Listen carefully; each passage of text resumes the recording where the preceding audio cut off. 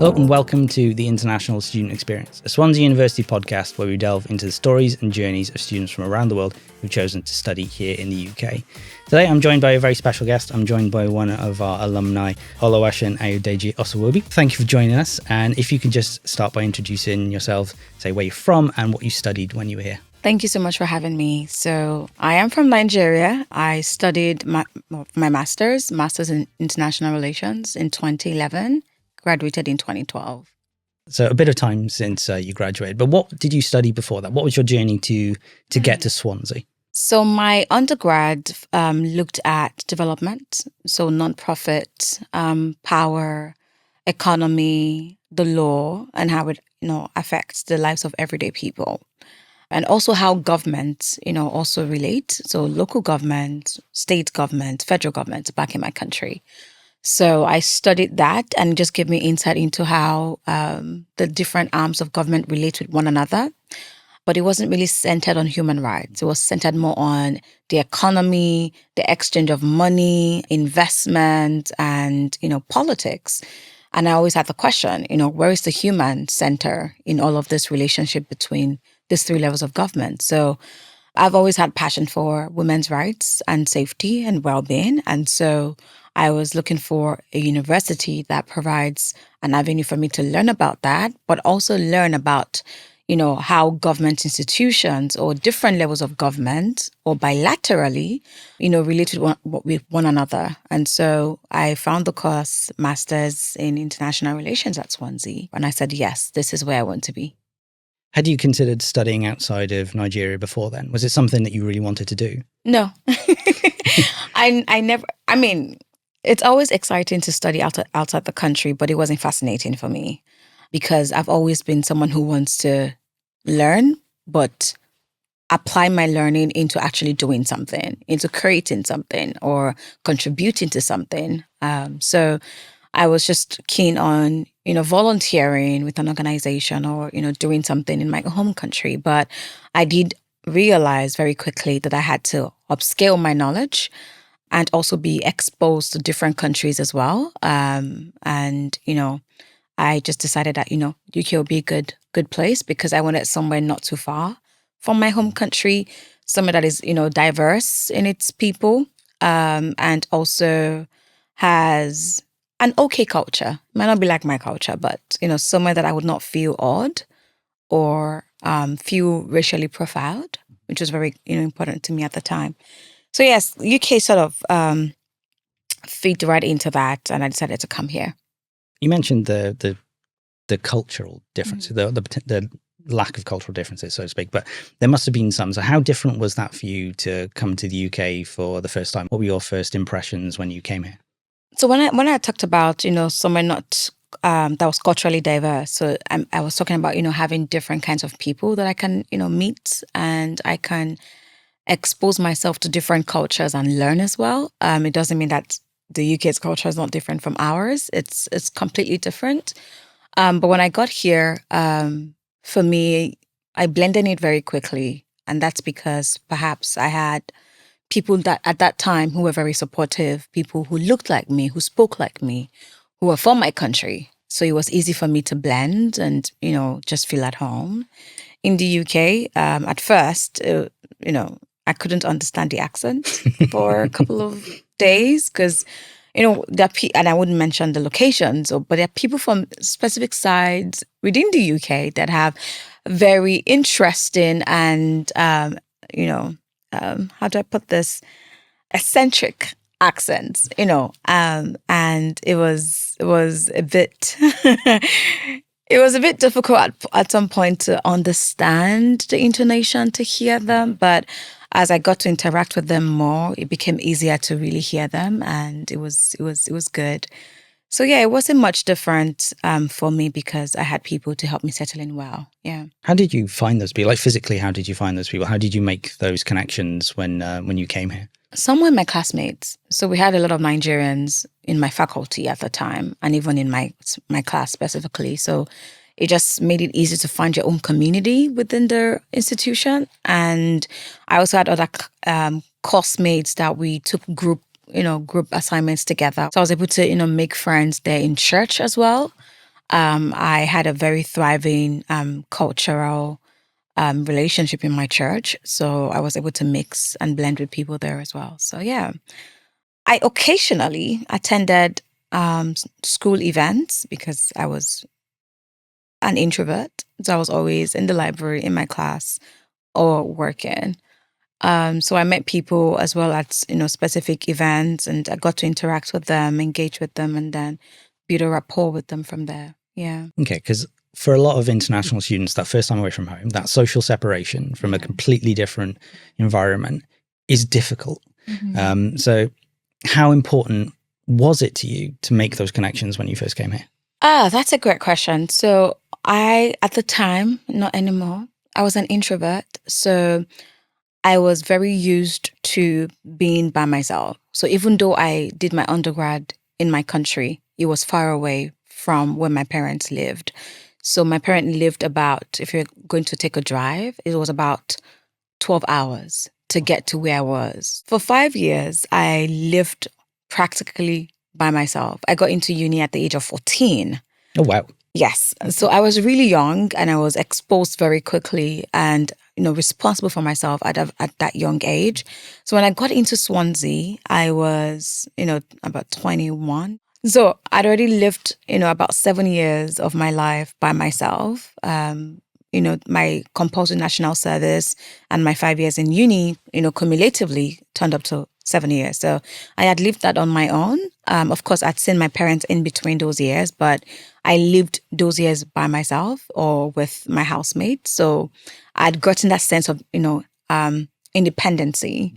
So I didn't really struggle with social separation because I've been separated from my parents for a number of years. But nonetheless, I knew it was important to find my people here because you can't be alone. It's a new country. There could be things that I didn't know, or there could be things I needed to adapt to. And there are people who have gone ahead of me who can tell me, how to do those so I don't have to struggle. So it was also important for me to find people like who are like-minded, who look like me, to help me navigate the system and understand how things work here. And I quickly found that, and that really helped. It would be a very important step for a new student to do that, like as soon as possible, or if possible, before they came. Because now, technologically, we've got the platforms. It's a lot easier to do than it was a decade ago. So finding your space. Yeah, it's it's very important because there are times where you just don't understand what is going on and you need people to help you through that phase. There are times where you're struggling academically, you're struggling to get a job, you're struggling with emotionally or with different things. You want to have that network, or you want to have your people. You want to have those that create a safe space for you. And so it's always important for international students to find that, if that appeals to them, because there are people who can be okay on their own. They don't need to find anyone to be fine, and they would survive and thrive. But if you're someone who, you like to have that community around you, I always recommend that you find those people, especially those who would encourage you to study. Hey, my housemate at the time, we used to take turns to study because I was working. She was equally working, but I was working more. So I had limited time. And so I don't sleep at home sometimes. So we go to the library overnight, maybe between 2 to 3. I would take a nap while she's studying. She would take 3 to 4. I will be studying. So basically having that structure that helps to blend your work life and your school life, is very important. But if you're fine by yourself, absolutely do that, for sure. How did you find that balance? You mentioned the school life and home life. How did you navigate that? To be honest, it was a tough terrain. I was just telling the VC yesterday, and he was stunned. Like, I had 5 jobs with my master's. Yeah.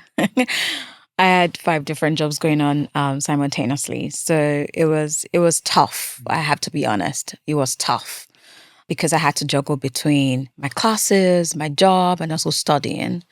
But I think what got me through was the zeal, because I had a goal. I had, something I was trying to achieve. And I knew that doing all of these things at the same time was, a pathway to get to the eventual goal.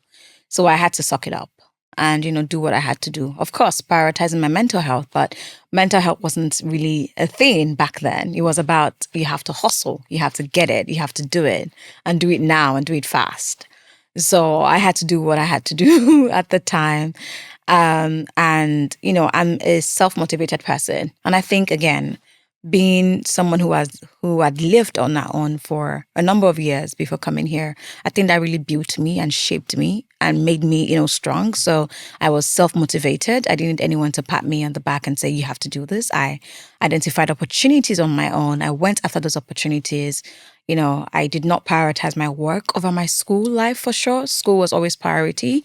I still had to go to church as well. Like, my religion is a core part of my life. Like, it's a center of my life. So I was able to manage all of those things together because I knew that it was just for a short period of time, right? It was just during my master's period. So, if that's what it takes to succeed at that time, then I had to do it. And I did. Excellent. 5 jobs. That's quite something. It is something. So you mentioned there was a goal you had that you were working towards. Was the goal getting the master's, or did you have something else in mind for after that? The master's was a means to an end. Okay. The end, for me at the time, and it still is, was to, go back home to do work around women's rights and safety. And so this master's that I did was to equip me with the knowledge.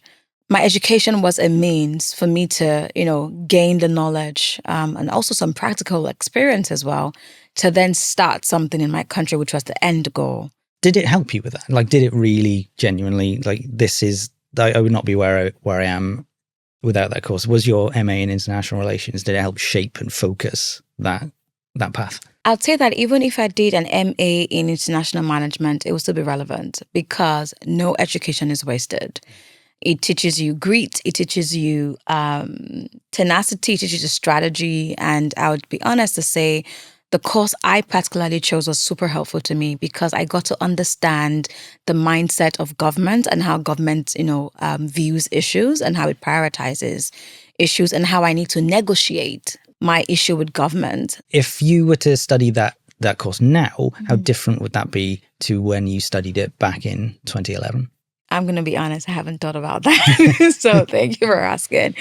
Because I'm not a student at the moment, it's a bit difficult to know if it has changed. But from the conversation with my professor, I've come to learn that there is actually an exchange program now that exists where you get to go to the US, one of the policy universities in the US in Texas.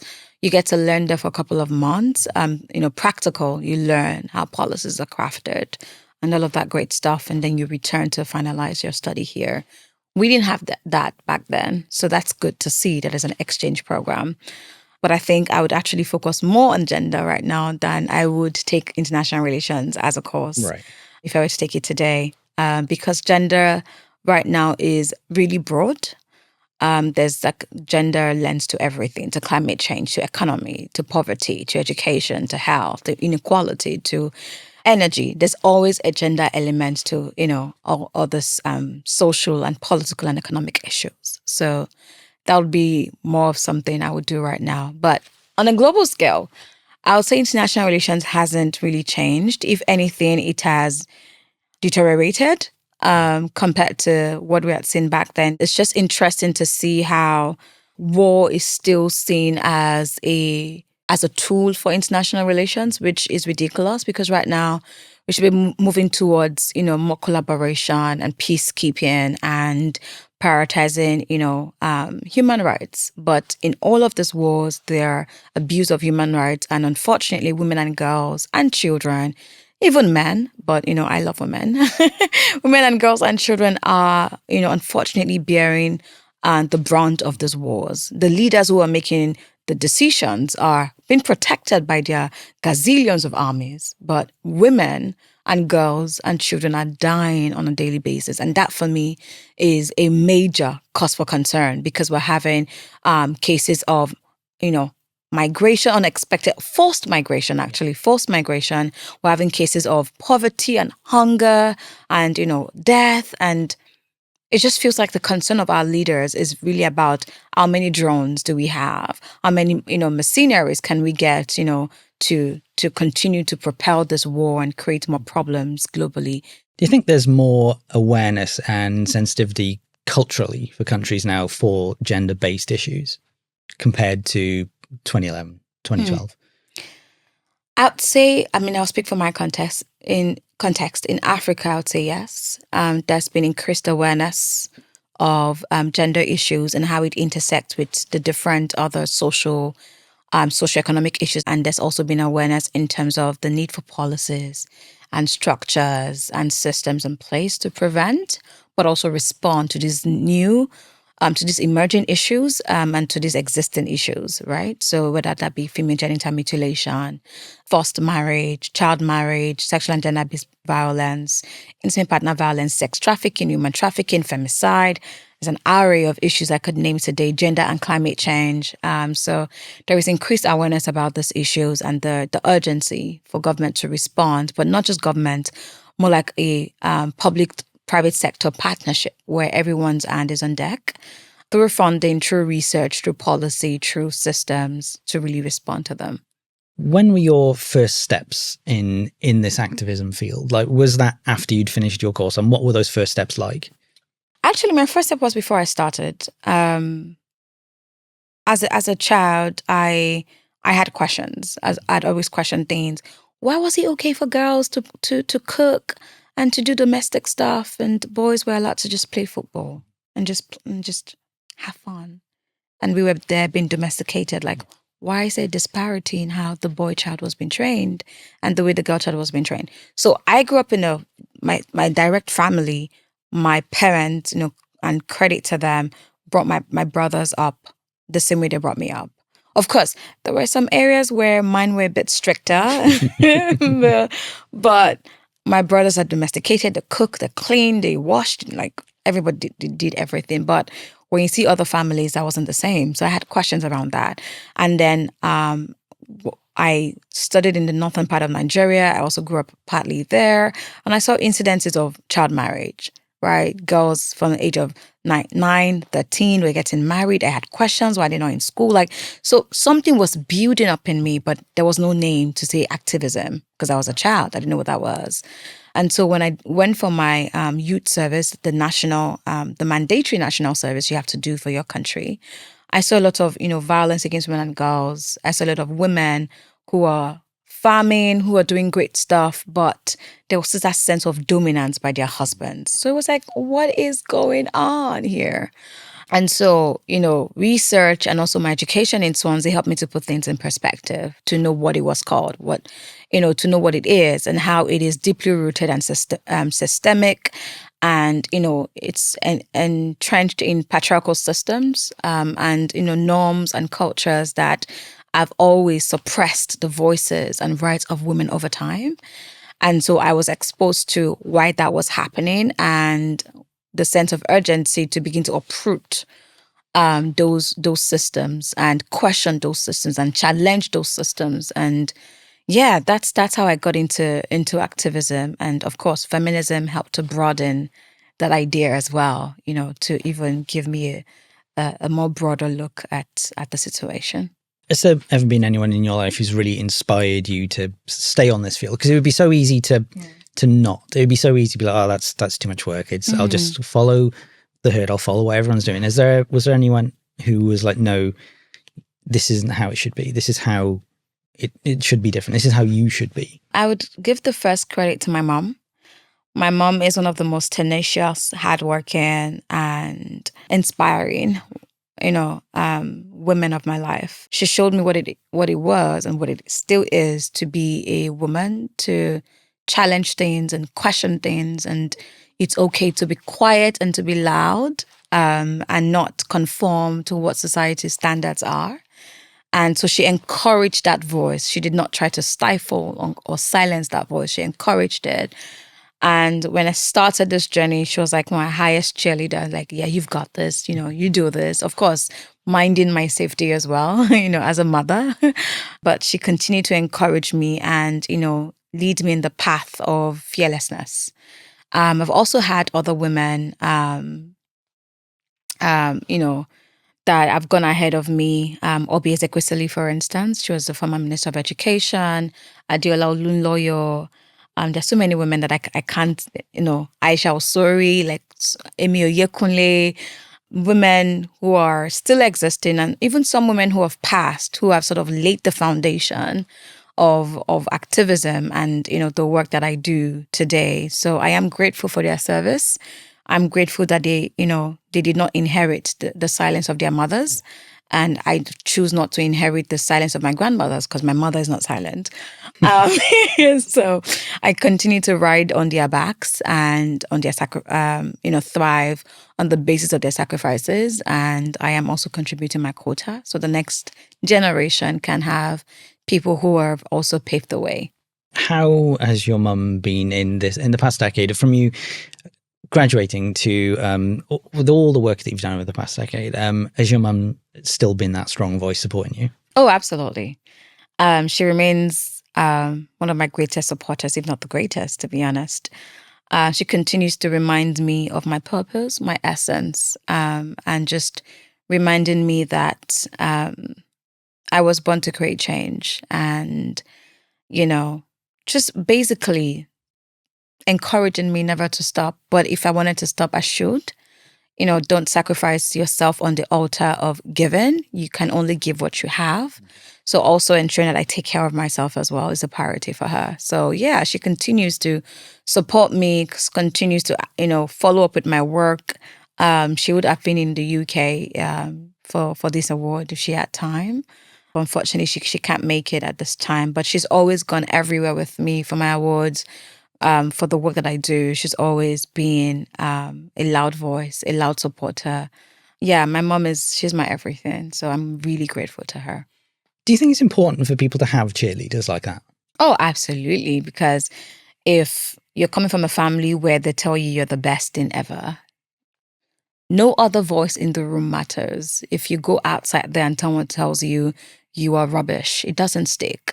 Because where you're coming from, you have been filled with power, with love, with care, with a sense of purpose. So it's really helpful when you have such a strong support system and a safe space where when everything goes terrible on the outside, there's somewhere you can, fall back to and really cry and be human and break down, and they're helping to mold you back to where you need to be. So it's not just about the support on the outside, but it's also the support you need on the inside. And the times where things are rough, things are failing, things are, crumbling, those that can put you together and remind you that, you've got this. You can go again if you choose to. If you don't want to do it again, it's okay. But if you want it to go again, we're here to back you up. And it doesn't matter how many times you make mistakes, you fail, you fall, you fumble, you tumble, whatever it is, we've got you. And I think that is one of the most important things ever, having such a strong community behind you, supporting you. Yeah. So you've done quite a lot over the past decade since you graduated. I'm not going to reel off a list of everything that you've done or everything you've won, but for you, what has been your proudest achievement? My proudest achievement has been the women and girls I have had the privilege and utmost pleasure working with, just being that person they trust with their stories, that person they trust with their recovery journey. And I get to work with them on that journey alongside my team members who are incredible people as well. I don't do the work alone. Just being a part of that journey of their recovery is my proudest achievement. Just seeing someone, you've worked with become an advocate. They start their own organizations as well, or, they begin to champion women's issues in different forms in their personal spaces. Those kind of, sense of joy, creeps in once in a while, maybe every time. I'm like, I'm so happy I do this. I get to do this every day and be a part of someone's story and a part of someone's life. But also it's the policies and the systemic change that we've been able to create. I had a project, I think in 2017, 2018 with the BBC on sexual harassment in academic institutions, and just saying that off the back of that documentary, abusive lecturers were fired from their jobs. Students were more vocal about their rights, and more universities are having sexual harassment policies and structures now. Makes me really happy that, we're creating not just a change for today, but a change for tomorrow and for the future. Yeah.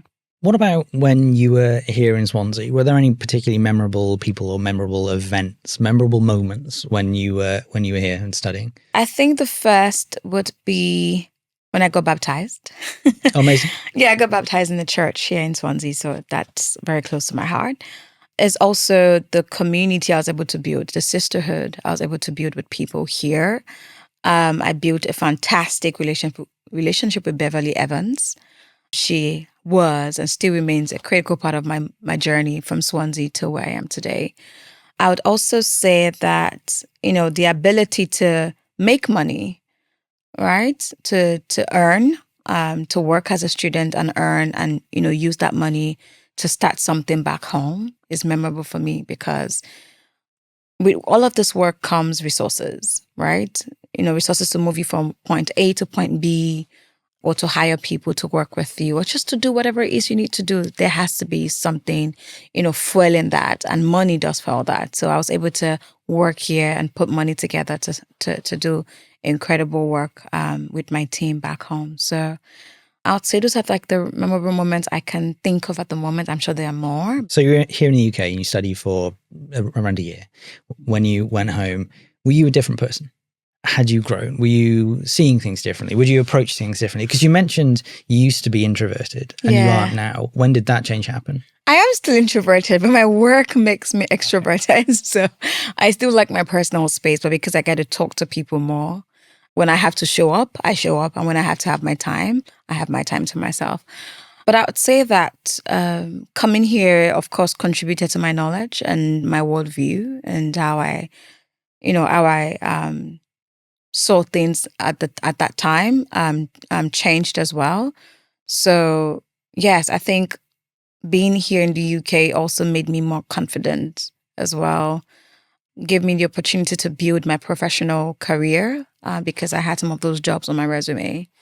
It challenged me one way or the other. Maybe I can't pinpoint what it is right now, but it challenged me, helped me think about things much more differently, and also it exposed me to different cultures, because where I'm coming from, it's just like everyone is similar in their approach, but you're coming to a country that is diverse in its people. So I got to learn about the Asian culture, the Arabian culture, just different kinds of culture, really. So just being exposed to that and being, accommodating and inclusive in how I approach things, how I spoke to people. I would say it did change me. Yeah. Do you think it's important for international students, well, not just international students in general, do you think it's important for them to find communities outside of their own personal bubbles, the ones they're used to, Mm-hmm. So you mentioned finding and connecting with like the Asian culture here. Is it important to have those experiences? I mean, if that's what is important to that student at that time, I'd say yes. Because for me, I wanted to learn. I was interested in learning about different cultures and different ways of life. So I did not find it hard to find those communities. But for someone who is comfortable within their own community, there's nothing wrong with having just your community. Nobody says that's a bad thing to do. It's just always, helpful sometimes, and maybe all the times, but it's always helpful as well to also find other people's ways of life and understand how they think, how they process issues, especially if you're thinking of working in like a global organization or multilateral or multicultural organizations. It's important that you're familiar with different types of people and the way and you relate with them, the way they want to be related with, because certain things permissible in my culture is not permissible in other people's culture. So just understanding those differences and being accommodating of those would be very helpful. And it just helps to expand your worldview, how you see things, how, it just makes you a better person, really. So if that were important to you, I would say yes, do it. I don't like to force people to do what they don't want to do. Yeah. But it was important to me, and that's why I did it. Since you've graduated, since you went home, have you seen big changes in Nigeria for how gender-based issues are being looked at and resolved? Oh, yes. We've had change in terms of policy, in terms of priority. Before I went back home, sexual and gender-based violence wasn't a priority for our government at the time. So right now it's part of like an agenda for them. We've had policies enacted and currently being implemented, which we are supporting government to do, building the capacities of government institutions at the grassroots and at the state level to understand those laws and reflect them in their programs and strategies and ways of engagement with people at the grassroots. So we're doing that with them, and that has been really insightful. It's also there's been increased awareness about people's rights. Women are more vocal and bold to share their stories and to identify violence and say no to violence and fight against violence in their everyday lives. We've also had students, boys and girls, adolescents and young people who are very much more aware of positive masculinity, bodily autonomy, gender equity and equality. So for me, I would say there's been a good change in how people viewed sexual and gender-based violence in time past in comparison to the last 10 years. There's been growth. Of course, there's still so much more to do. There are gaps, but I recognize the growth and we will continue to, scale what we're doing and also respond to emerging issues. How powerful has it been for yourself and your organization to exist at this time? Like, do you feel like this is the perfect time for you to have existed, to have been working on the activism that you have been? Have you been part of the change in your home country? Absolutely. I think the time that it started was the best time because with consistent advocacy, with partnerships with other civil society organizations, survivors being able to tell their story, we're able to bring the issue to the front burner of government. But prior to that, it was never a priority for government. Government was more focused on other issues because, women get raped. Okay. Or maybe they're not getting raped. We don't know these things. But with our organization and other organizations, there's been data, there's been partnerships and funding that we've brought into the country. There have been, conferences and workshops as well that have been organized on the issue. We've had programs also created to respond and prevent this issue. So yes, we started at the time where it was very much needed.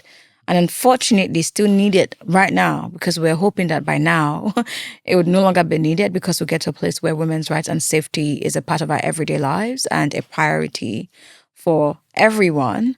But we still find ourselves working in this space because, of course, things have gotten better, but there's still a long way ahead of us. And we just need to keep fighting and advocating on a daily basis. And I am incredibly honored and grateful to be a part of the change in my country and to really help put sexual violence on that national but also global scale where it has become an issue that people are interested in now, that survivors can tell their stories, that organizations are bringing money into Nigeria to fund programs and projects on the issue. So I'm really, grateful to be a part of that.